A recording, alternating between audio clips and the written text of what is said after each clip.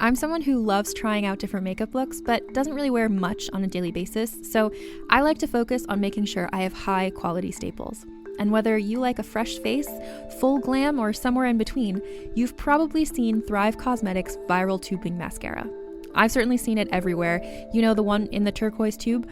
So that mascara, along with all of Thrive Cosmetics beauty products, are certified 100% vegan and cruelty-free, which I look for in makeup, and they've got excellent quality to match.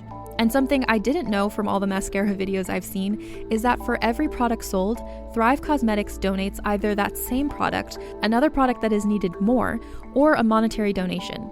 They've worked with over 500 nonprofits to help with a wide range of causes like supporting cancer survivors, people experiencing homelessness, education access, and so much more. Knowing that makes me feel even better about using their products. And I do enjoy using them. Like I said, I like having high quality staples, and so my favorites are products that are multi-purpose, like the Brilliant Eye Brightener. It comes in a bunch of colors, and I like using them as eyeliner, eyeshadow, and even highlighter. Thrive Cosmetics is luxury beauty that gives back. Right now, you can get an exclusive 20% off your first order at thrivecosmetics.com/thrive. That's Thrive Cosmetics, CAUSEMETICS.com/thrive for 20% off your first order. Contained herein are the heresies of Radolf Burntwine, erstwhile monk turned traveling medical investigator. Join me as I uncover the blasphemous truth of a plague-ridden world, that ours is not a loving God, and we are not its favored children. The Heresies of Radolf Burntwine, coming January 2nd, wherever podcasts are available.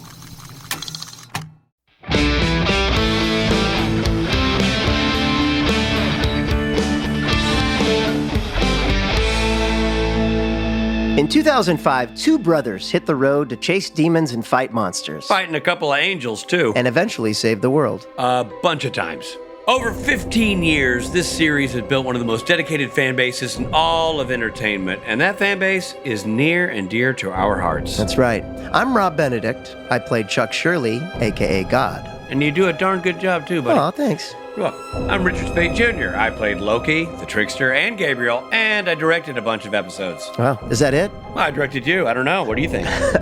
Though we worked on the show for years, we never sat down and watched the entire series. But that was then, and this is now. That's right. We are watching each episode and inviting the actors, the writers, producers, and crew to join us in digging into the story, the characters, and the mythology. These guests share some fantastic behind-the-scenes stories with us. You're going to love those, and you're going to get our honest opinion about each and every episode. That's right. Those guests share some fantastic behind-the-scenes stories with us, and each episode gets a full, honest, and unfettered review from Rob and Rich. And you get to learn a little bit about how TV is made.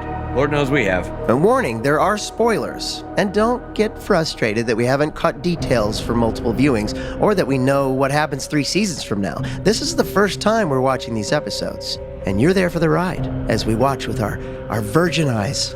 Oh, that's creepy. Thanks for joining us on our journey as we deepen our understanding about why you love this series so much.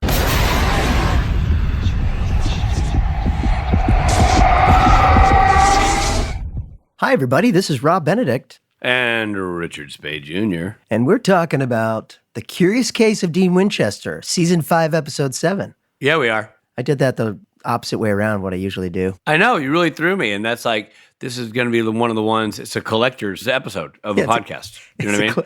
Yeah. Hey, do you guys remember the one where he said the season number after the title? Yeah. That one's got more value. Yeah. It's a deep cut of an episode. Yeah, deep cut. Well, first of all, thanks for listening, everybody. Yeah, we assume you're listening under your own volition. If someone's forcing you to listen, really sorry. That stinks for you. However, I think we're going to get you. You know what I mean? If you're being forced, unless there's violence involved, if you're being forced to listen, I think they're doing you a solid because I think you're really gonna get attached quickly. However, if you're doing it by choice, even better. Yeah. Either way. And if you are in trouble, let us know. Send proof of life. Hey, and also stay tuned to the end of the podcast. We got a chance to ask Eric Kripke a series of yes or no questions that you submitted. When I say you, I mean our Patreon members. Exactly. So stay tuned. Don't do that usual, okay, I'm going to cut out early. We're on to you. And we're just tired of it. And every now and then when you do that, you don't realize it's kind of a live podcast. And Rob and I will look at each other and say, where did they go? Yeah. Why did they leave early? Yeah. Well, don't do that to us this time because you're going to want to hear Kripke. Because Kripke, he's the mastermind of the whole show. Yeah, and he's answering, all the questions you've ever really wondered. And then some. And then some. Well, let's get into this curious case of Dean Winchester, shall we? The curious case of Dean Winchester. So, okay. Bobby clues Sam and Dean in on a possible case involving a young man that seems to have died of old age and other missing persons. He died of old age and other missing persons? Yeah, he died. Is that a syndrome? Yeah. That's weird. He had missing person syndrome. He could only sing songs written by Missing Persons, the band from the 80s. So walking in L.A. would kill you? Well done. By the way, Bobby, real crab off the bat. Man, he's just Robbie, give him a breather, man. The guy's got a serious, wheelchair. Potentially permanent leg injury. He's still walking around. He's not. I know, but if I could only tell him, he's going to walk again. You can't reach through the TV, Robbie. You don't have that skill. Otherwise, I'd reach through this TV right now and slap your face. Okay. I've been thinking that. The brothers interview the elderly wife of a missing man. Dean discreetly searches around the house and finds a receipt to a shady motel in the man's jacket. Sounds similar to something that might happen in the Spade house. I don't wear jackets, so that's a lie. Okay. Sam and Dean go to the motel. They discover a man in bed with two women. He's a young man, but has the same... Pulling a Benedict, you know what I mean? Just pulling an old school Benedict. He's a young man, but has the same tattoos as the elderly woman's husband. Sam looks through the guy's wallet and discovers that this guy is indeed the man they're looking for. The boys threaten to tell the man's wife unless he fesses up to what's going on. So the man tells the Winchesters that he earned years back through a poker game with an Irish guy named Patrick. Did you notice that at this point it was they looped in Irish? Did you notice that? No. The guy's back was to camera and he's like, well, what does he look like? He's like, dark hair, Irish. And also, it was a... Really? Yeah. Because it probably wasn't in the script like that, but then they cast... I don't know. That's interesting. We'll have to find out. But that's a trivia. Yeah, because I don't know. That's not. I wonder. Well, we'll see. Anyway, so the boys split up and start searching the local bars for backroom poker games. You hate to see the boys split up again. They've been working well together, and I feel like that relationship was finally coming back. Yeah. And now here they go, split up again. More drama. Yeah, and poker. That's their Achilles heel. I mean, that's in real life. In real life, poker's their Achilles heel. Dean bribes a bartender and finds out the location of what he suspects is the game. There, Dean runs into Bobby, who admits he played the game and lost 25 years of his life. Bobby's depressed about losing the use of his legs. Okay. Yeah, so he wanted to gamble and get the years back. And this is the math that bugged me. Shouldn't Bobby be betting 26 years? Or I feel like when he lost 25 years and he got 25 years older, and then they went to help him by giving him 25 years back, would it have been a bummer? One more corner. Would it have been too hard for Dean to throw an extra chip in there so that he could walk? Yeah, that would have been nice. That seemed a little thanks for nothing, pal. Well, also, he's on the phone with Bobby, and Bobby's grabs his keys. P.S. How does Bobby drive? He's in the wheelchair. And his car's not set up for it. Right. It's not set up to drive. So not only does he drive and reaches the back room before Dean can get there. And plays an entire game, by the way. And plays an entire, And Dean's at the front of the bar. I was like, oh, well, clearly this isn't Bobby. This is a demon, a shapeshifter, right? Did that stick with anybody else? No, it bumped for me. I'm like, it definitely bumped for me that Bobby was able to operate a motor vehicle in such a efficient manner that he beat Dean, and while also discovering where the bar was, because they were all searching for it. They didn't know. Yeah. Found the bar, found the poker room, already paid and already lost. Anyway, so Dean locates Patrick and threatens to shoot him. Yeah, he does. Yeah, Patrick says it wouldn't work on him. If he wants to save Bobby, he'll have to play for the years back. So he Dean said he can shoot him if he wants a tickle. Right, exactly. You know what I mean, Rob? Yeah. Yeah, I do. He also kind of was asking for a tickle, I feel like. Well, I'm just saying, you know what I mean? Dean asks for 50 years worth of chips and instantly grants 25 of those to Bobby. Which kept him in that chair. Yeah. 26! There's one extra Just chip. enough. and he's walking out of that joint. Right. So, yeah, it restores Bobby back to normal. However, Dean loses. So Sam arrives back to the motel room, and he discovers an old man version of Dean there with Bobby. By the way, that dude was great. Fantastic. The guy who played Old Man Dean. Yes. Who, by the way, Old Man Dean is our age. So I don't know how old he is. I know. Before we start calling him decrepit Old Man Dean, let's remember he's probably exactly the age we are now. I know. But that actor was great. Yeah, he was really, really good. I looked him up. He was in the movie Mulholland Drive. And what's his name? His name is Chad Everett, and he was in Mulholland Drive, Airplane 2, and unfortunately, we lost him. He passed away in 2012. Oh. But the last credit he has here on IMDb is Castle, the TV show Castle. Well, man, Chad Everett was great in this role. He just did a great job. Yeah, you could really tell he really studied Dean. He was really doing Dean well. He did a great job, and he was just fun and engaging, you know? Did you ever think like, oh wow, days off for Jensen Ackles? Well, I do now. Okay, so where were we? So old Dean and Bobby bicker like two old men about the solution. They track down where Patrick is staying and search the apartment. Patrick and his partner Leah discover them. Patrick explains that stealing the cards or chips means nothing. The magic is in him. Yeah. The only way to give the years back to save Dean is for Sam to play. The three hunters leave. The man witch gives Sam the clap on the way out. By clapping, he claps and he gives him the clever. clap. When you clap, you get the clap. Yeah. You do the famous gonorrhea jig. The gonorrhea dance. Yeah. The next day, the three bicker about who is going to play. They are interrupted by Patrick's partner, Leah. She gives them the details on a reversal spell that will restore everyone to their proper age, including her and Patrick. She isn't clear, but she implies she has her reasons for doing so. She sure does imply that, Rob. That is definitely implied. Yeah. So Dean and Bobby are out collecting the ingredients for the ritual. Yep. Sam arrives to play poker in an attempt to steal an item from Patrick, completing the spell. True. But he gets caught. Oh, no. Yeah, he takes his toothpick, but Patrick takes that toothpick, sets it down. Never puts his DNA on it. Yeah. So he gets caught, and now Sam has no choice but to continue to play poker to save Dean. In tension-filled rounds of poker, Sam eventually wins, restoring Dean to his proper age. Amazing. Miracle. Later, poker miracle.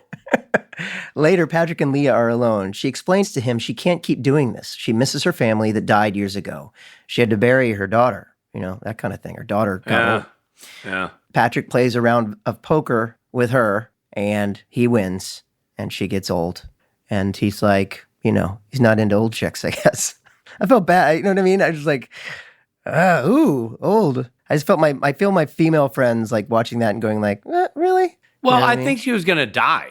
You talking about Leah? Yeah. She said, this is the picture of my daughter when she died. Her daughter died at like 80. So this woman has got to be probably 200 years old. Okay, so it wasn't like he breaks up with her because she has wrinkles. She died. No, okay. It's like I think she was going to sit at that table and then literally just die of old age, like that guy did in the teaser. Got it. Okay. Dean explains to Bobby to value the time he has left. Value it, Bobby. Value it. Sam and Dean need Bobby around for as long as possible. We're going to milk the whole Bobby thing. Milk the Bobby. Milk Bobby. Well, be careful how you say that. That might be a reason for him to not stay alive. All right, so let's talk about it. For starters, I thought Chad Everett was great. I thought Hal Ozsan was great. I thought there's two great guest stars in the episode. Yeah, and Leah was good. They were all... Yeah, they were all good. So the performances across the board were great. And I liked the conceit of it all. It was fun getting old Dean and all that. Mm-hmm. The Bobby thing bumped for me. The Bobby just mystically appeared in the Even there's a shot of Bobby, Sam, and old Dean in a truck. Yeah. And Bobby's in the driver's seat. Like Bobby's driving. Sam's not even driving. Sam's in the middle. Pick up on that. Yeah. Oh. It just feels like an easy thing. Like Bobby doesn't Jim even say like, guys, I don't have like legs and this wouldn't be set up. just so we don't step on any toes. We obviously know that cars can be rigged to be able to let people who don't have functioning legs drive. Great. Absolutely. But the boys didn't have that prepreparation, good to go. Yeah. I mean, unless maybe he does. Maybe we're just supposed to. I don't think that. I think in the timeline, it wouldn't even be feasible of the stories. Right. Anyway, I also thought it was interesting, and you don't see this a lot, that as the story was resolved, meaning Sam and Dean had, done their Sam job. had won, and Dean had gotten gotten his 25 years back and become young again. There was a scene between Leah and Patrick. Yeah. You usually don't go back to the Right. nemesis of the episode. Right. And I thought that was interesting. You like that or not? I thought it held up well because those actors were really good. In terms of the story overall, like you kind of go, I don't know if I have a horse in this race per se, but I really thought that both those actors did a great job. So, and then I actually liked getting the reveal that it's not what I thought it was going to be. Like when I thought it was going to be like, I lost my dead husband. I liked that it was her daughter. I thought it was a neat twist. So no, I liked it. It was just a uniqueness to the episode. Yeah. Yeah, I mean, overall, I really liked the idea. I like the idea of the witch or something that can give or take your years based on poker. That was great. And I loved Old Dean. I thought that was really funny, and there's a lot of humor in that. And he just did such a great job of being Jensen's Dean, you know? It almost felt like they put more wrinkles on him than maybe the actor had, which I don't know if he needed that. I don't know. I don't know if we're being too picky, but I know this. I feel like this is an episode that fans really like. It wasn't like my favorite, but I really enjoyed the Benjamin Button part of it, you know? Yeah. Is it a fan favorite? I don't know. I noticed when I looked up on IMDb about the actors, I noticed it had like an 8.7 rating or something, which is really good for IMDb. So I was like, oh, maybe this is like a popular one. The other thing that kind of bumped for me is that the win was just luck. That kind of, completely. It kind of felt like, bummer. I wish there had been trickery or the boys had outwitted him somehow. Just landing on the idea that Sam just got 4 4s seemed, I don't know. Yeah. It wasn't my favorite. Yeah, it was weird. It was like if luck had gone the other way. End of show. Show's over. Yeah. No, but Hal, who played Patrick, was great. And I thought, and he was such a key part of the episode. He's a cool looking guy and love his accent and like what he did with the character. Yeah, I guess the Leah must be Pascal Hutton. That must be who that is. Ah, right. Yeah, she was great too. She was great. So let's get into the facial hair part of the program because now it's time for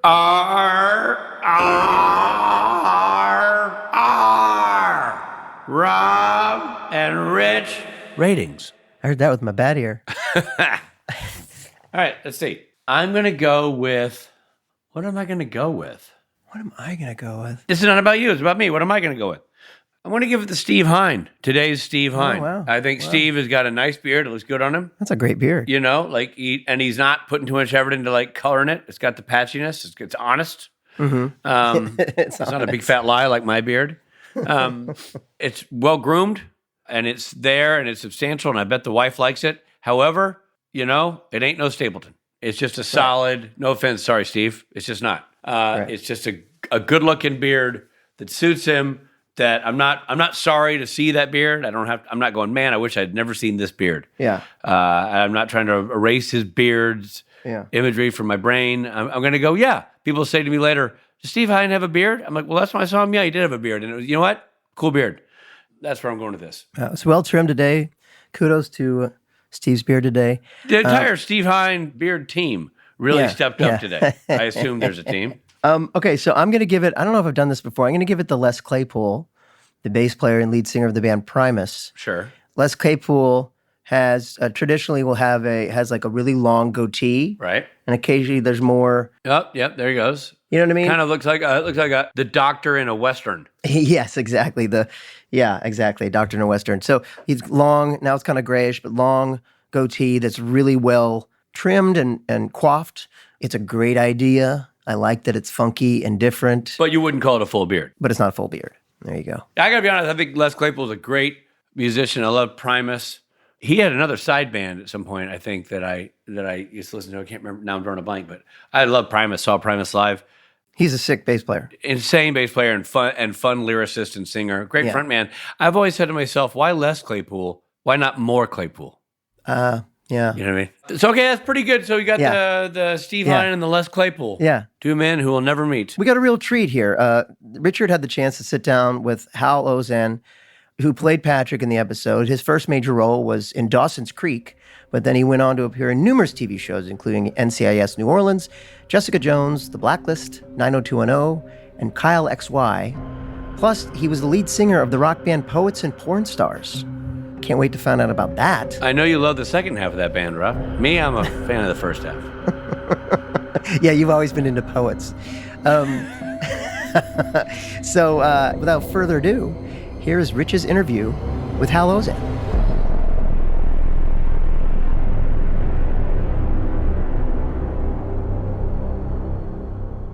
Okay, everybody, we didn't lie to you. We have Hal Ozsan. He's here with us right now. Hal, thanks so much for being a part of the show. It's absolutely my pleasure. There's such a lovely message you guys sent to me. Well, let me tell you something, man. You crushed this episode. You're great in it. Thank you so much, mate. There's a lot to unpack, but I want to start with one thing, just kind of off topic. You will not remember this, but I actually met you. Oh, yeah? You're not familiar, but you're an actor, right? Yeah, I'm an actor. And I was in the episode right after yours. So that I was there to like do costume fittings and stuff. And I remember going to the poker set. You guys were between things. So the reason I say you would remember it, it was literally in passing and you guys were working and I didn't want to get in the way. But I remember thinking, what a cool set. Like what a cool vibe this whole episode had, even just as a passerby, you know? You know how it is as an actor, right? Sometimes you are the guy that gets drowned in the bathtub. Right. And sometimes you're the 9,000-year-old witch who plays poker and is badass. And it was one of those roles, one of those setups that was just, oh, this is why I wanted to act.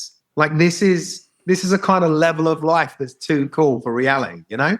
Yeah, 100%. There's so much about the show. So backstory in this podcast, I was associated with the show as an actor, but never really watched the series. And the guy who co-hosts the podcast with me, same. He played God in Supernatural, but we never really watched the show. So now we're going episode by episode and watching it. And your episode is very unique in the way your character is designed. It's not necessarily it's not unlikable. It's not an unlikable character. Yeah, he's not a monster of the week, is he? It's a really complex. He's a flawed, but he's also a guy you're kind of rooting for, that you're charmed by. It's kind of, there's some complexity to it that's really quite interesting. Yeah, and for a guest star, like you know what I mean, like this is like a one-off guy. Never gonna see him again. You know. Yeah, I thought I was struck by the levels they gave this guy. And again, I gotta tip my cap to you. And this is not just because we're doing an interview with you. You really kill it. So you bring so much to it that immediately, as an audience, we're drawn in. We like this guy. It's the lovable bad guy, if you will. You know what I mean? Charming, witty, and there's a kindness to him. That was clearly all the actor and not the writer. Well, duh. I mean, as long as we're clear on that, we can continue on that basis. 100%. Yeah. The relationship you have with your girlfriend is genuine. It really is, right? But that, you know this as an actor, that has a lot to do with who you're cast opposite, right? She was phenomenal. She gave so much. It became so instant. It felt like a real connection even. And you probably know this as an actor too, that, sometimes you'll have like you'll have a love interest and you both have to really kind of put it there for it to be there. Right. And then usually it's not there on screen. And then there are some people it's something about like the vulnerability of both people in front of the camera. You live in the illusion that this is real for that small moment of time. Right. And then you never see that person again. And it never meant anything more, but it was real for that moment. And we definitely, I think, had that experience. Yeah. And the actress is Pascal, correct? That's right. Yeah. Yeah. So, what's interesting about that is Supernatural has so many, it had so many times where there'd be a bad guy and the bad guy would have a fantastic looking young lady draped on their arm. And you could see that the person draped on the arm was not there by their own choice, like. Yeah, she's a hostage. Yeah, she's a hostage to this evil overlord. And the thing with your guys' relationship, which is so weird, because it was so well, I say weird because it was unlike the show and so well fleshed out in such a brief amount of time, is there was a connection. Yeah, she wanted out, but she didn't want out because she didn't love you. She just wanted out because she loved something else more, a kid. That's exactly right, yeah. And so it was a real trip to be watching that. There's real sophistication in the writing in that episode, I thought. It was layered and nuanced and nothing was easy answers. Yeah, I mean, that episode had a lot going for it. I think that's probably why it became such a favorite of so many people. And I've got to tell you, man, like I was a working, jobbing actor for nigh on 2 decades, right? So I've something like 100 credits on IMDb or whatever, right? Done a lot of work. There is nothing people stop me in the street for more than that one episode arc on Supernatural. Now, I think there's two reasons for that. Number one, I think Supernatural fans are a whole new level. Yep. Right? That's commitment, right? They are in. Yeah. But also, I just think it was such an little exquisite piece of television. It was just that perfect little hour of television, I think, that really did interesting things to the people that watched it, you know? I totally agree. And you are fortunate to have gotten one of those roles, you know, that where it was elevated from. Yeah, that's exactly the word. Yeah. So let's talk about your origin to the show. Was this an audition? Was this an offer? How did you end up being a part of the program? You know what's really weird? Like 90% of my career has been with the CW, right? Like it's just one of those fluky things. Right. I was on a TV show called Dawson's Creek for a couple of years, and then I was on 90210, and it was actually one of those moments where my managers or my agent said to me, like, "Oh, you know, you got this audition, da da da." I'm like, "Audition for CW? Do they not know what I can do?" All right, well, I'll go. I read the material. I was, "Oh, this is a great character. It's going to be so much fun." Sometimes you go to an audition trying to get the job, and sometimes you're just happy to stretch this character's legs. Do you know what I mean? Yeah, I do. You know, this is like a fun character I want to play with for 10 minutes in an audition. And I think the love affair between me and the role and the producers and me and the role was one of those where I think within about 10 minutes of leaving the audition, I got the call going, "You got the job." You know, it was just like a great fit. So let's talk about that, because we discussed the sort of nuts and bolts of the facets of the business for our listeners. Auditioning for something like this, you get the material. This is obviously in the old days where you'd go in the room. Right? Remember that? Yeah. Do I? Barely. But you'd go in and see three-dimensional people. And do you remember who was in the room? I do. I believe Robert Singer was in the room. That would He make was sense. the director, producer of that show. Mm-hmm. I think the writer of the episode was in the show. Sarah or Jenny. Okay. Yeah, exactly. I'm guessing it was one of the creators was in the show, was in the room. Eric Kripke would have been there too. Yeah. So probably Eric and Bob and the writers. Okay. So you show up, you're sitting in a waiting room, and there's like 10 versions of you sitting there, right? Right. There's the white guy blonde version of me. There's the black guy version of me. There's the Hispanic version of me. They're all just sitting there. So you're like, right, I've got a 1 in 10 shot on this particular role. And then you go in and you do your best, and you're like, okay, I'm probably never going to hear from these people again. And then, you know, there you go. 10 minutes later, you get a phone call. Well, sometimes you leave going, and I'll never hear from them again.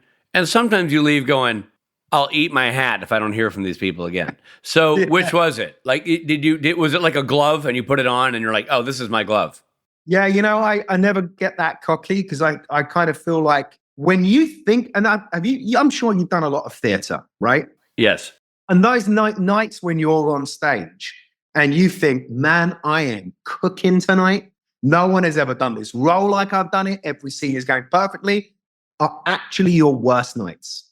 And the ones where you're like, I'm never going to work again. No one's ever going to hire me. I don't know what I was doing. I was just kind of lost in a sea of nothing, tend to be your best.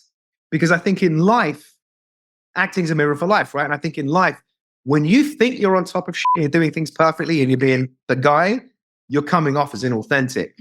And generally in the course of life, we're kind of wondering what we're going to say next. And we're maybe unsure about how we feel in that moment about what that person did. Do you see what I mean? Right. And there's the complexity. Feeling that way. Yeah, exactly. Well, when you do it, okay, but back to the theater analogy, there is a certain theatrical element to how auditions used to go. Not anymore, but used to, because you had an audience, right? And there's an energy that happens when you're doing a piece, and you can read the room or you can feel the room. Yeah. So when you're doing this character, which seemed to fit you so well from the viewership, did you get the sense, A, did you like what you did? And did you like the response it got? Again, man, honestly, I really wish I could answer that. It's just one of those situations where all I was trying to do was authentically serve the moment, right? And you felt like, but that you did what you planned to do. Yeah, sometimes though, you know what it's like. 50% of the time you think, yeah, that was it. And then 50% of the time you're like, that was fucking atrocious. I will tell you that every time I think I've just absolutely threaded the needle, I never hear again. Yeah. And when I drop my sides and spill my coffee, I get called back, so whatever. I mean, like, there's no math to it. I'll tell you what's really interesting. I transitioned to screenwriting primarily I don't know, 6, 7 years ago.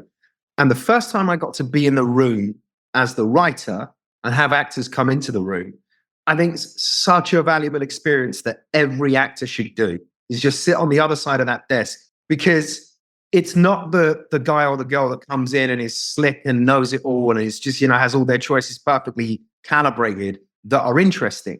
That's someone doing an idea of what they think the thing should be. The thing that's interesting is human moments.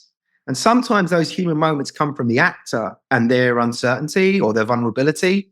And sometimes those human moments come by accident, or they just come from the spontaneity of what's happening in the room. But those are the things that are fascinating. Those are the things that draw your interest. A writing mentor of mine once said to me that if you're writing and you're worried that someone's looking over your shoulder reading what you've got on the screen and you don't want them to read it, that's the stuff that needs to stay on the page, because that's the stuff that's the most exposed and vulnerable. Interesting.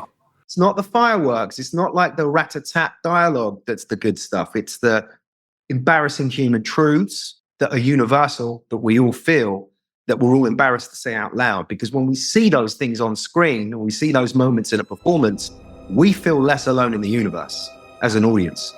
Interesting, man. Yeah. 100%. Hey there, this is Jensen. I hope you're enjoying the episode, but we need to pull over for a second for some messages, and I gotta take a leak.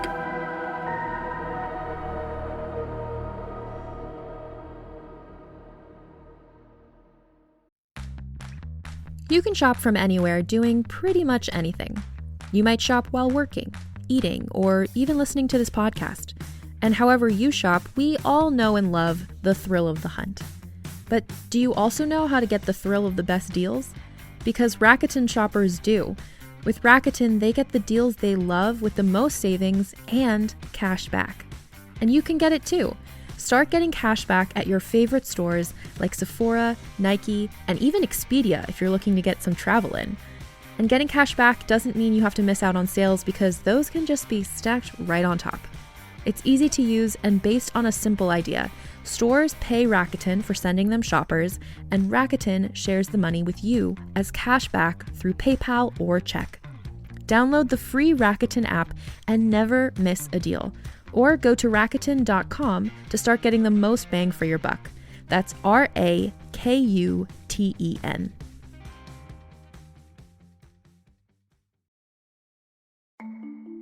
As a podcast network, our first priority has always been audio and the stories we're able to share with you. But we also sell merch, and organizing that was made both possible and easy with Shopify.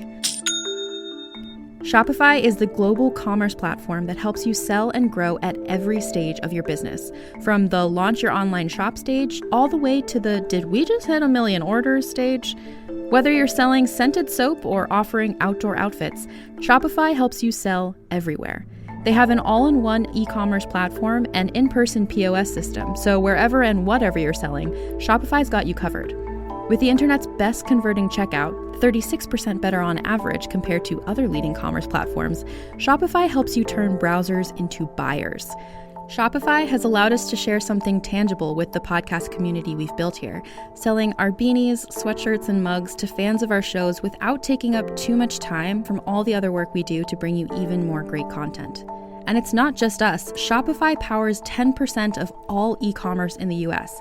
Shopify is also the global force behind Allbirds, Rothy's, and Brooklinen, and millions of other entrepreneurs of every size across 175 countries. Because businesses that grow with Shopify.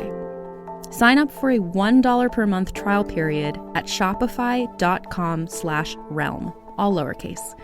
Go to shopify.com/REALM now to grow your business, no matter what stage you're in.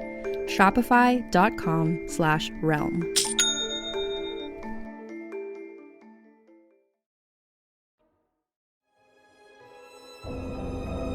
Hey, guess what?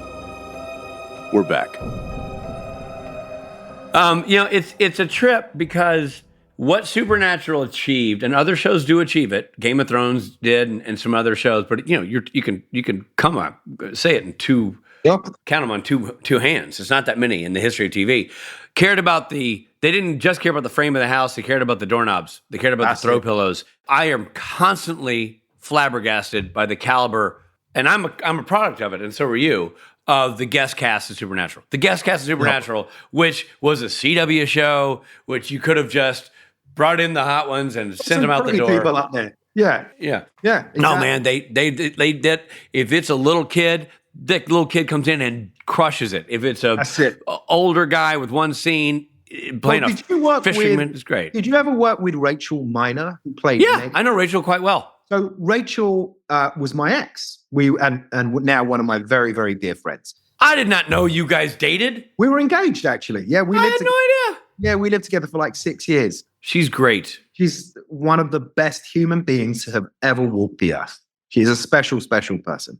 Rachel Miner, for those people that don't know her work beyond Supernatural, is one of the most gifted theater actresses to ever come out of New York, right? This is someone who originated Blue Surge at the Public Theater. This is someone who people already talking about. She's going to be an Oscar-winning actress when she did her first film for Larry Clark at 20, right? It's a phenomenal actress. That's who they picked to play Meg, right? It didn't just go to fill in the blank. Yeah, the soup du jour. 20-year-old at soup du jour, exactly. Yeah.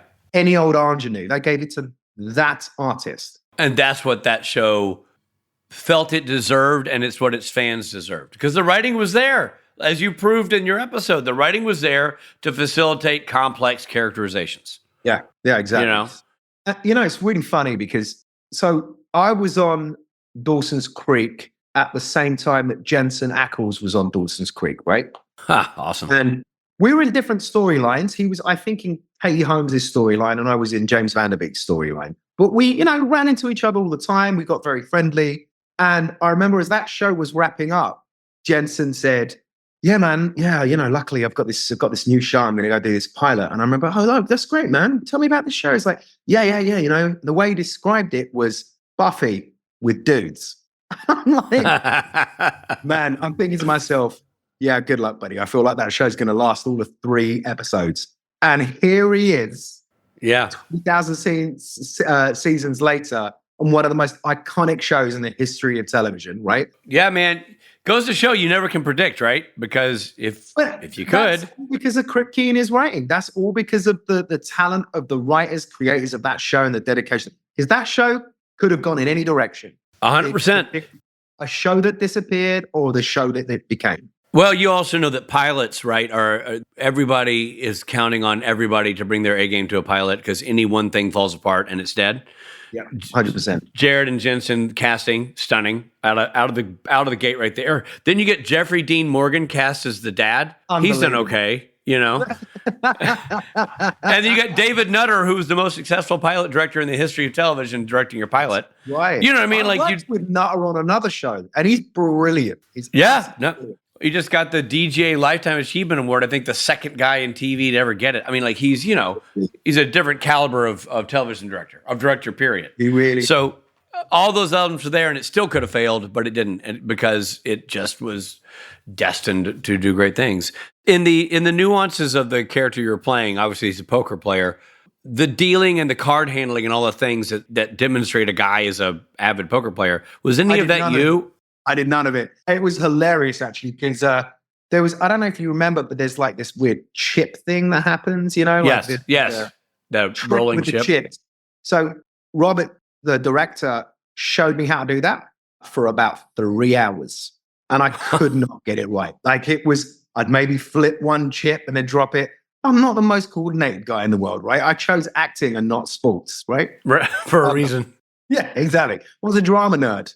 Right, I wasn't a jock or whatever. Take a number, pal. Here we are. Yeah, no. So in the end, that's the director's hand in the shot doing, which is why at the time, I must have been 32, 33 when I shot that. My face is young, but my hands are like 60 years old, right? So hey, you're a witch. You can have older body parts. Yeah, it works that way. Yeah. One of the things it's really interesting. I know we talked about the Patrick's relationship with Leah. But you know what this episode had that very few, if any, episodes, remembering I'm only up to episode 507, there's 10 more seasons to watch, but there's very few scenes between the nemesis of the show and anybody else that's not Sam and Dean after the case is solved. We go away from you, Sam won, Dean's young, end of episode. They go back to you and Leah. Yeah. And I was like, dude, if you guys had sucked, that would have been the most annoying, like, return to two people we don't want to see They would ever. have cut it from the episode. Yes, fair. But it was great because we cared. And one thing I love about it, I love that you give that guy, that old man, 14 years of his life back to go see his kid's bar mitzvah. Great moment.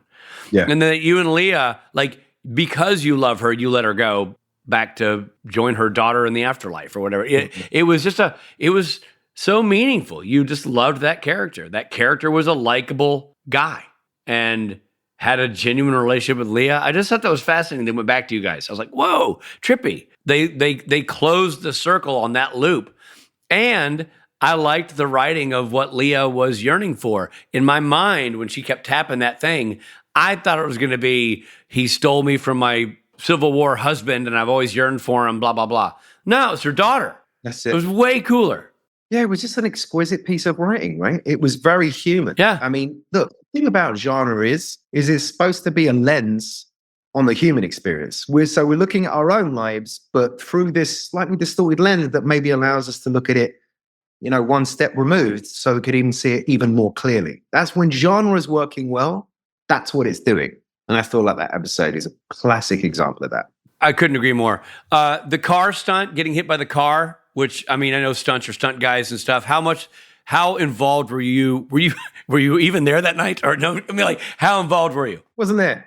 Yeah. Well, there've been plenty of shows I've been on where I was doing stunts. So I did a mini series called Fallen, which was in the similar veins of Supernatural, sort of fantasy genre. And every episode there was a fight sequence I had to learn. There was someone that I had to murder. There was something that someone had a foe I had to defeat. There was a lot of work. But this was, thing about Supernatural is it's such a well-oiled machine, I found. I mean, you did a lot more episodes than I did. Such a well-oiled machine that I was only there when I was needed. As soon as I was done, I was off. If there were other things that needed to be done, other people did them. And it was one of the easiest gigs I've ever done. It allowed me to just be there and be an actor, Yeah. Now, you're British by birth? I'm actually Cypriot. I was born in the beautiful Mediterranean island of Cyprus, but I moved to London when I was 4 years old. Okay. First of all, Cyprus, I've only seen images. It's stunning. I say the name of a Cyprus resident again? Cypriot? Cypriot, which ironically enough has a synonym or has a secondary meaning, I should say. If you look it up in the dictionary, a Cypriot is a slut. That is the literal definition of a Cypriot. So the island of Lesbos, we get the word lesbian. From the island of Cyprus, we get Cypriot, which means a licentious man or a woman, a slut. Because Aphrodite was the goddess of love, was born in Cyprus. So anybody that's a Cypriot is, licentious, promiscuous. That's the long-held assumption. That is interesting and elegant. And my name is Richard, and from that we get Dick. And that's not nearly as cool. You know what I mean? Like, I kind of drew the short straw on that one. But that's fascinating. That's really cool, man. And so you moved to London. So the dialect, your accent's your accent. How hard was it to go to Irish? Is that easy if you're British? Yeah. I mean, I haven't watched the episode in a while, but I can't imagine it was a very good Irish accent. I mean, looking back on it, it's probably just okay. Well, I tell you, good enough for the States, as we say. Yeah, good enough for America, right? Yeah. Yeah. Look, I'm from East London, which the accent I have is called a Cockney accent, right? I'm actually from the same place that Russell Brand's from, right? That's the accent I have. Okay. And it might sound lovely to American ears, but if you're in England, it sounds like I just got out of jail. That's the accent, right? So when I moved to the States and I got into the television and film business, most of the roles I auditioned for were not an East London Cockney. That's a very specific thing. So I had to try and figure my way out around other accents very quickly, like being able to do an standard American accent, or because I'm Mediterranean looking, I had to do a lot of New York, and be that guy because I look like I'm Italian or something. Right. So I did a lot of work with accents. That was the first and only time I did an Irish accent. Who knows? Have you had to do like posh British? Is that a lane you find yourself in? I've done what I would say is an upper middle class English accent, but I don't think anyone taking a look at me would ever imagine that I could be like the Duke of Cassington III, right? So I never had to do a Bridgerton accent. Well, I get that, but in the show, you're a snappy dandy. You know what I mean? Like, that's true. Yeah, no one's ever cast me as a posh guy, right? Maybe there's something just inherently. It's funny. I feel like you had prep school written all over you from that episode. You're like an Etonian. Oh, really? Oh, that's funny.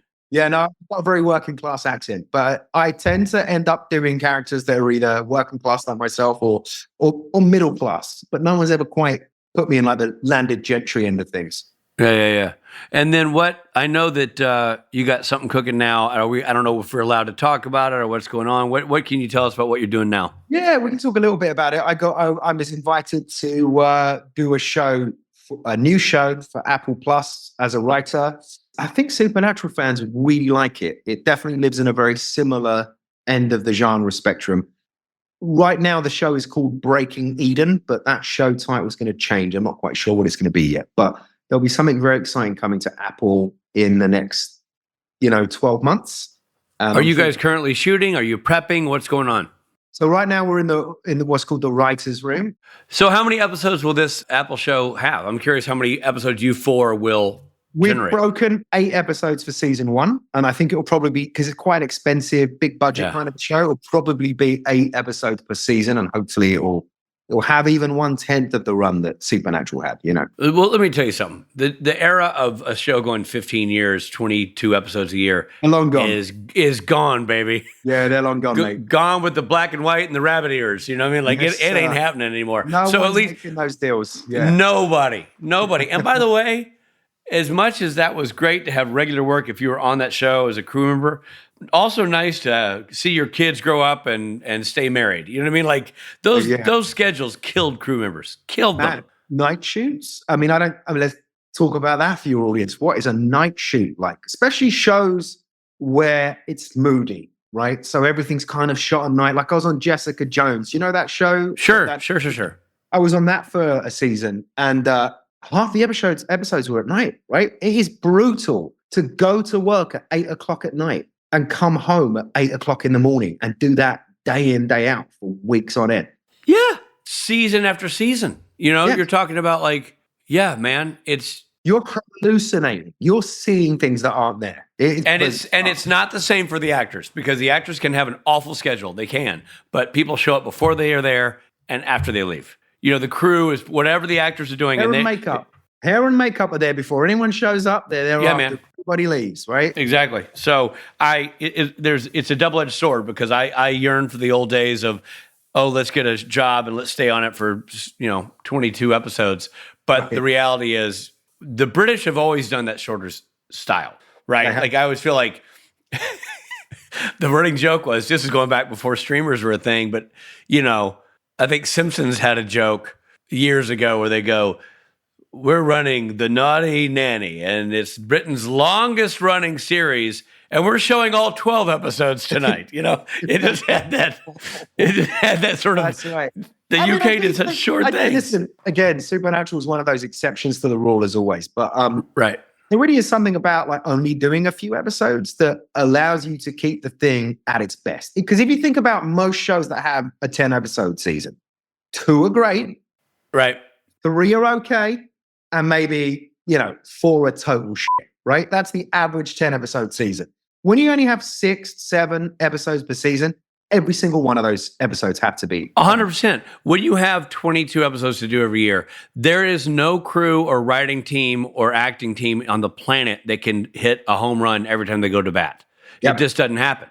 And you're more likely to have some errant hits, some errant swings with that schedule when everybody burns out and gets exhausted. But you're right. What you all are doing with your targeted 8 episodes, that is a recipe for potential excellence. It doesn't always work, but you can't bunt.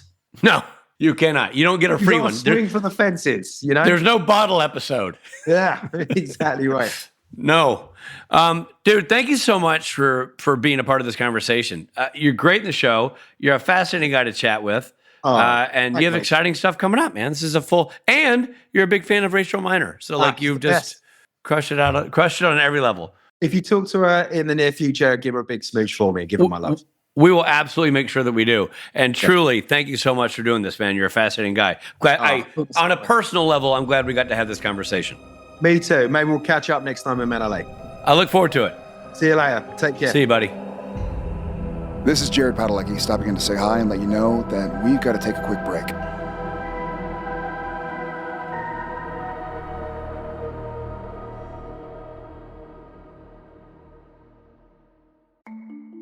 As a podcast network, our first priority has always been audio and the stories we're able to share with you. But we also sell merch, and organizing that was made both possible and easy with Shopify. Shopify is the global commerce platform that helps you sell and grow at every stage of your business, from the launch your online shop stage all the way to the did we just hit 1 million orders stage. Whether you're selling scented soap or offering outdoor outfits, Shopify helps you sell everywhere. They have an all-in-one e-commerce platform and in-person POS system, so wherever and whatever you're selling, Shopify's got you covered. With the internet's best converting checkout, 36% better on average compared to other leading commerce platforms, Shopify helps you turn browsers into buyers. Shopify has allowed us to share something tangible with the podcast community we've built here, selling our beanies, sweatshirts, and mugs to fans of our shows without taking up too much time from all the other work we do to bring you even more great content. And it's not just us. Shopify powers 10% of all e-commerce in the US. Shopify is also the global force behind Allbirds, Rothy's, and Brooklinen, and millions of other entrepreneurs of every size across 175 countries. Because businesses that grow with Shopify. Sign up for a $1 per month trial period at shopify.com/realm, all lowercase. Go to shopify.com/REALM now to grow your business, no matter what stage you're in. Shopify.com/realm.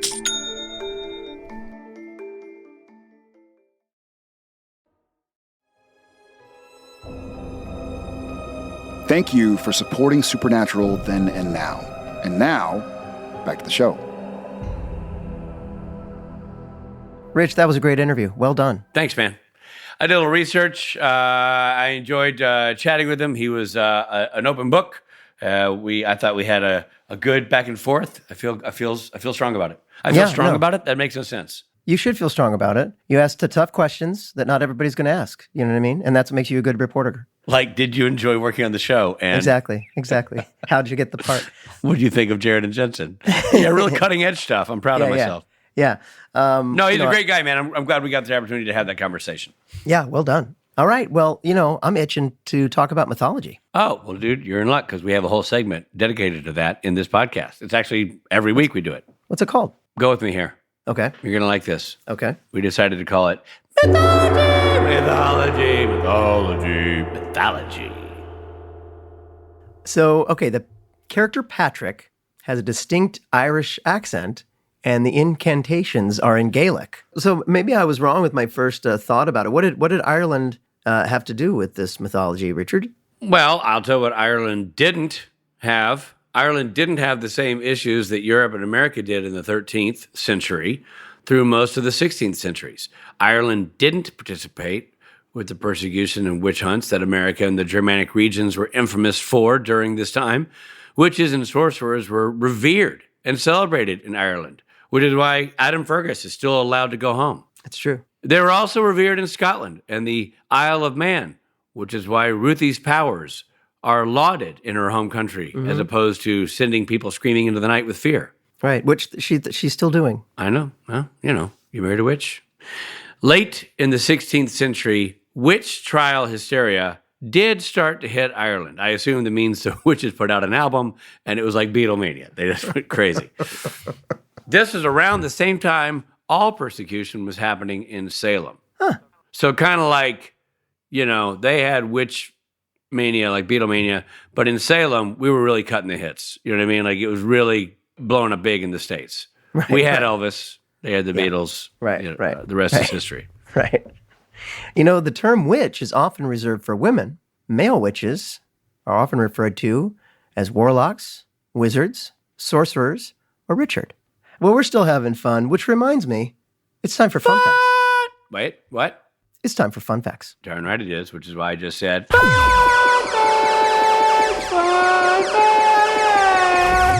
Fun facts. Okay, so the title of this episode is a play on the name of a 1922 short story by F. Scott Fitzgerald, which was later adapted into the film The Curious Case of Benjamin Button. Do you think Scott Fitzgerald every now and then was like, God, why do people hate me so much? Every time they introduce me or they say my name or reference anything I wrote, they go, you know what? F. Scott Fitzgerald. F. Scott Fitzgerald. It's like, really? I like Scott Fitzgerald. Yeah? You read his book, Curious Case of Benjamin Button? F. Scott Fitzgerald. F. Scott. I said it. Yeah. So in the movie, of course, in the original story, I assume the original book is about a man who sews buttons on the jackets. Yeah, exactly. And it's curious. He's curious. He loves buttons. The man loves to read. But the character ages backwards, born an old man. Yep, born an old one. Did you know that Jared Padalecki is a skilled poker player in real life? Of course you did, because you and I have had to go to a casino with that mofo countless times and kill hours upon hours while he wins more than a teacher's annual salary. That's right. But in 2006, he won the Bodog Celebrity Poker Tournament.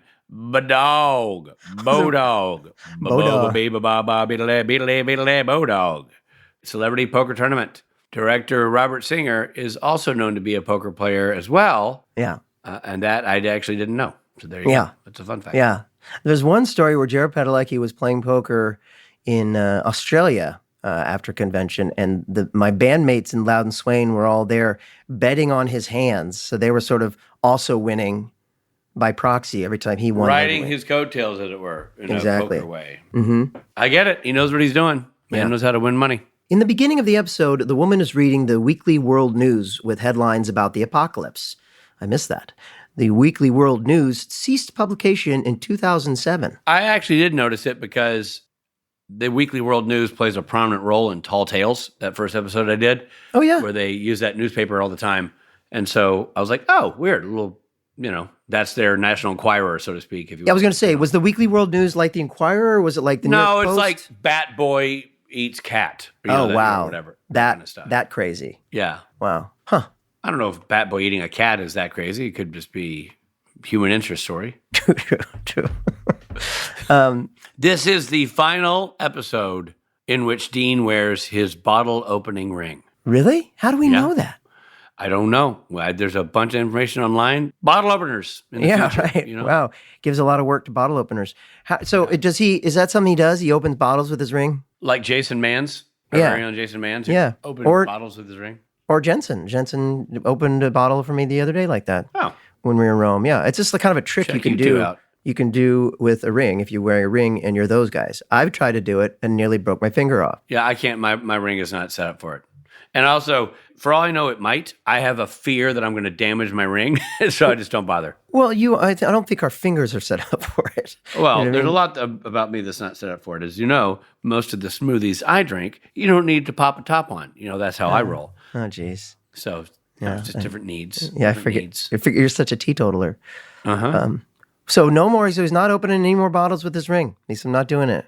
No, he's not. End of that era. We'll All right. say adios to the old ring bottle opening phase of Supernatural. Well, this is really exciting right now because we have a treat. So this is the yes or no questions with Eric Kripke. Our Patreon listeners wrote in with some yes or no questions. Eric, when we had him on the air live, answered the questions, and we're going to play that for you right now.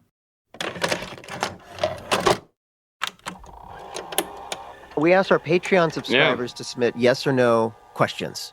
So, though you may want to follow up with an open-ended answer, please only respond with yes or no or pass. You may not. You may not.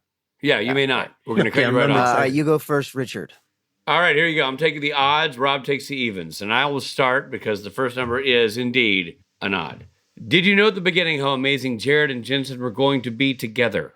Yes. That's very unsatisfying, but yes. Is Led Zeppelin your favorite rock band? Yes. Are you a beers, burgers, and pie type of guy? First two, yes. Third, I prefer cake. Cake is delicious. Well, we just talked about this, but did you always plan on Chuck being God? No. See, Now we know. Now we know the that. truth. Would you have stayed as a showrunner longer if you had known that the show was going to run as long as it did? No. I mean, if anything, I'd have left sooner because I've been so scared to try to come up with that much story. I mean, that's intimidating, man. Well, this next question, whoever had this question, it's not going to be satisfied if it's a yes or no answer, but do you have a favorite character? And do you have a favorite season arc?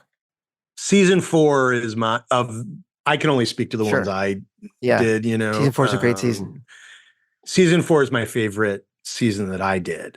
Like it's the tightest mythology. It has like the craziest, most flyers, you know, in the episodes. That's, you know, we did monster movie in that one. Like I and it ended well. And so I would say season 4 is my favorite season. No, I don't have favorite characters. It's like picking your favorite kid. Yeah. And each one is like a difficult birth. And so you're not like, oh, who cares? Like each one you pour so much blood into. So right. I'm sorry, that's wrong. You two. Thank you. That is the right answer. Yeah. That was your. Yeah, I didn't. I was going to just drag my heels until I got that out of you. I didn't realize. If you could create Supernatural all over again, would you do everything as you did first time around? You know, and everyone seems to know how much I hate the Bugs episode. I wouldn't do the Bugs episode. But everything else. Okay. Amazing. Would you ever go to a convention? I would. Okay. I would. You know, I mean, it's funny. Like this is not like opening for invitations because I'm working right now. But like, I've never been invited. What? That can't be true. Yeah. What? No, that's true. jarring. Once in a while, like the creation guys are like, "Hey, are you open to conventions?" And I was like, "Maybe." And what dates are you available? And I'm never available. But like in terms of like, "Hey, will you come to this convention?" I'm not, nor have I really ever been. I can't remember ever being invited. I'm going to remedy that. But this is not like, we got to get you. Peter Brady alone at the birthday party who wants like invitations. Like I don't because I'll have to say no anyway. Yeah, but still baffling. Yeah. We're going to change that. Is Ben Braden Dean's biological son? Oh, shit. I'm gonna pass. That's up to the audience too. Okay. Do you look back on your work from 20 years ago and ever think, "Yikes"? Sometimes. Oh sure, yeah, all the time. I do. The work I did last week. Yeah. Like it. yeah. It's all It's all one big yikes. Yeah. Have you ever played the game I Have Never? Yes. Are you related to philosopher Saul Kripke? I am. He is my second cousin. He passed away recently, but he's my second cousin. He is considered, when he was alive, one of like the 10 greatest living philosophers. He graduated MIT at like 17. Amazing. I think.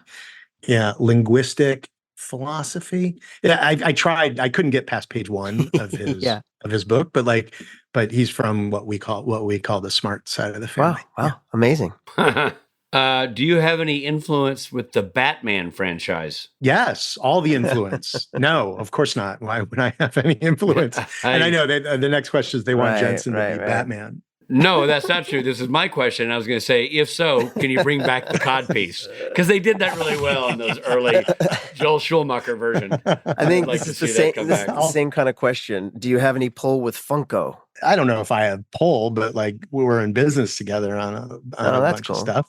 Would you like are you saying you want a Chuck Funko? Is that where this is going? Well, these are my questions, but yeah, I'd love a Chuck Funko. Let's go ahead and just say right now, we want a Chuck and Gabriel Funkos. Very manipulative. I see where this is going now. It's also hard to say Chuck Funko. Yeah. Chuck Funko. Sort of fun to say. But it's easy to say. Yeah, it's easy to say Chunko. That's right. Way easier. All right, Richie, number 15. Do you think Supernatural would have been improved by having longer episodes? Like if you'd had 60 minutes instead of 40? No, definitely not. It was hard enough to fill those pages. Were you surprised by the series finale of Supernatural?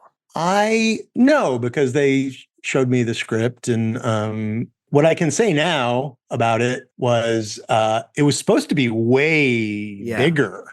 You know, I don't know. Has that been discussed on the show? A little bit, but yeah.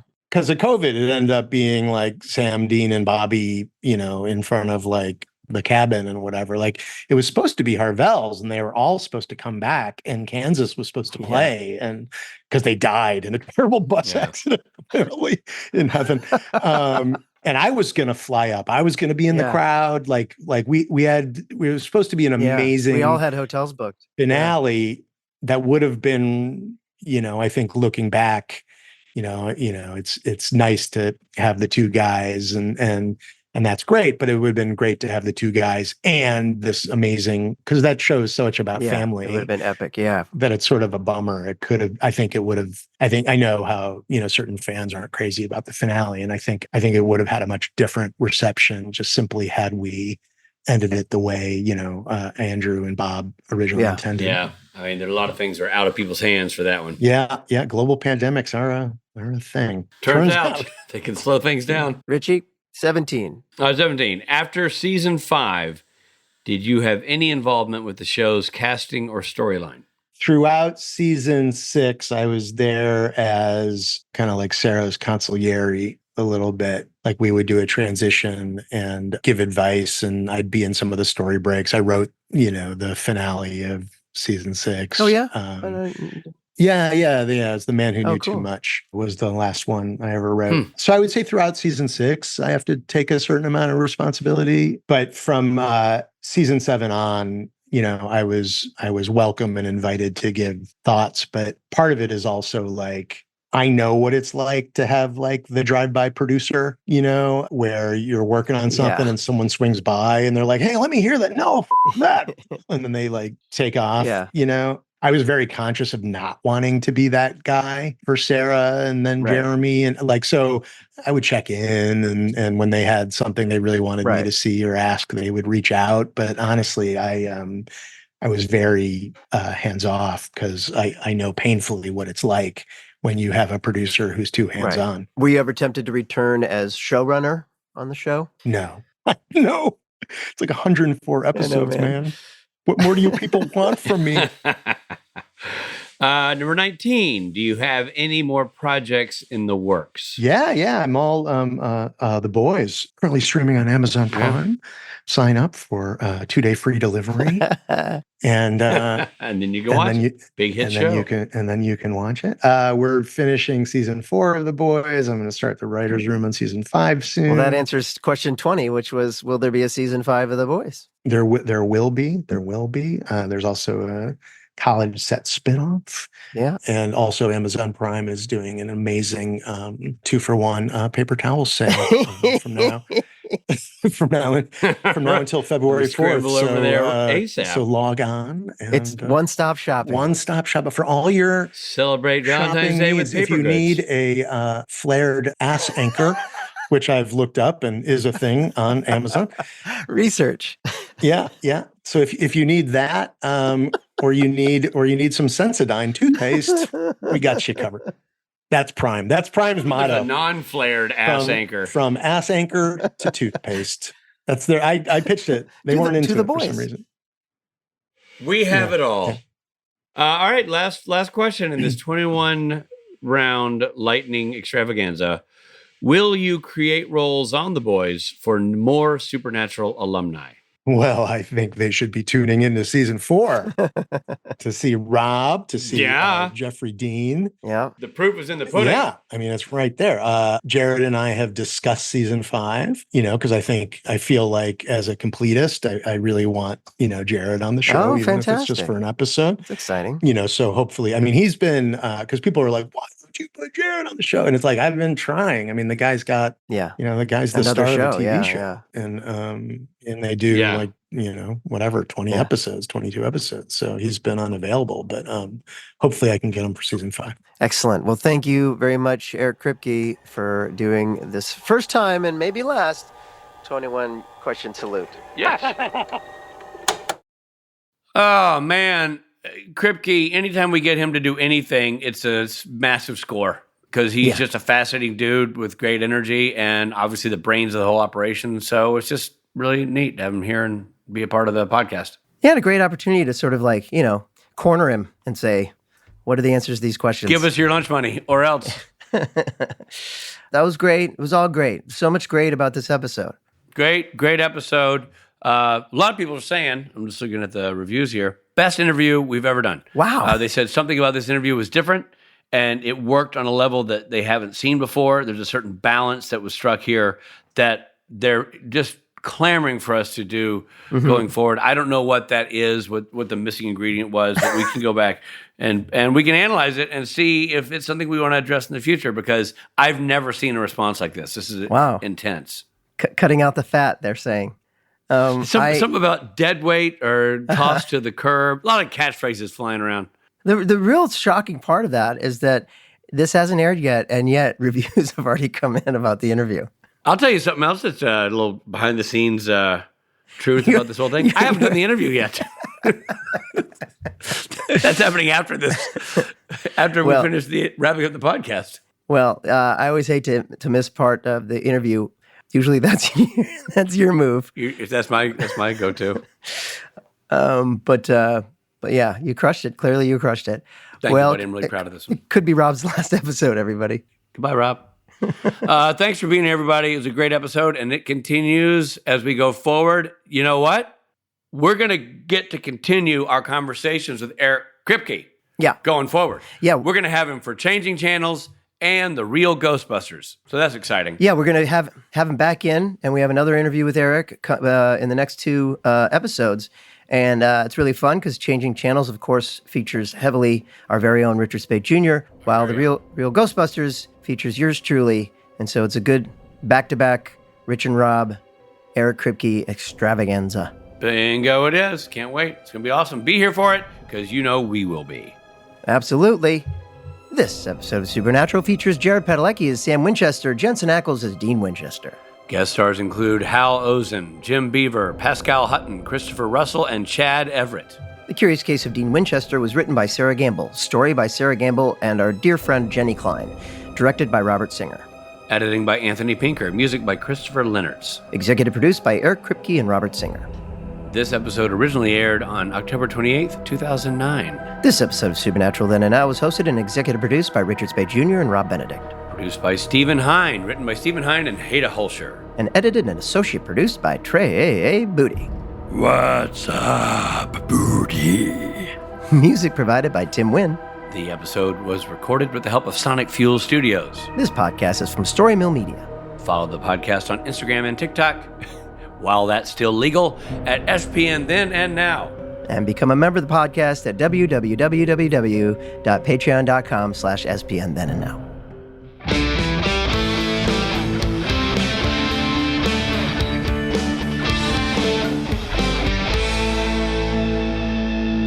How many W's is that? I don't know. It feels like there's a lot. www.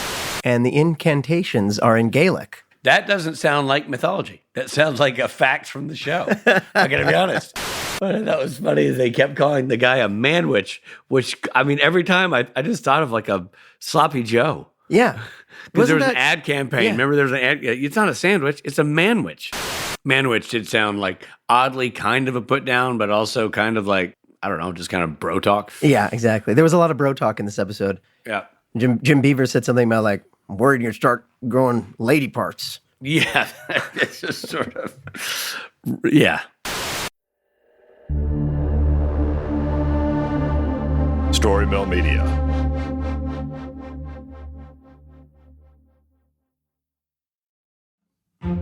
Nowadays, trends and news cycles change faster than we can blink. But there are some things that withstand the test of time. And if you're looking for a connection to something timeless, and maybe also a glimpse of life at a slower pace, I believe everyone can relate to the very human experiences explored in Jane Austen's novels. And that's where I come in. My name is Alison Larkin. I'm a writer, comedian, and narrator and host of the Jane Austen podcast with Alison Larkin. I spent a lot of my childhood in the part of England where Jane Austen lived and wrote, and now that I live in the States, nothing gives me a sense of homecoming quite like narrating her books. On this show, you'll listen to award-winning narration. I'll give myself a pat on the back for that. as well as conversations with actors, writers, and other fascinating people who all share a passionate love for Jane Austen. So please join me as we embark on a wonderful journey through Jane Austen's work. Be sure to listen and subscribe to The Jane Austen Podcast with Alison Larkin, wherever you get your podcasts.